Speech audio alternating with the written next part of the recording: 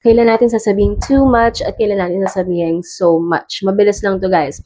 Ang too much ginagamit kung ang meaning mo ay negative. Halimbawa, he talks too much. Masyado siyang maraming sinasabi or ang meaning mo nakakairita na, annoying na siya kasi nga sobra-sobra na dun sa dapat niya lang nasabihin. In short, dinidescribe mo siya as masyadong madaldal. Sobra na yung daldal niya. Same as there's too much noise in the room. Diba? Kapag masyadong maingay, negative yon. Ang so much naman, positive yan o kaya neutral lang. Halimbawa, I had so much fun today. So, sobrang positive niyan kasi sobrang saya mo nung araw na yun. O kaya gusto mo lang sabihin, there's so much information online. Sinasabi mo lang yung fact. Pero kung gusto mo negative siya, pwedeng ganito. There's too much information online that you don't know anymore which one is reliable. So doon, hindi mo na sinasabi na matter of fact lang siya na maraming information online. Sinasabi mo yung negative consequence ng pagiging sobrang daming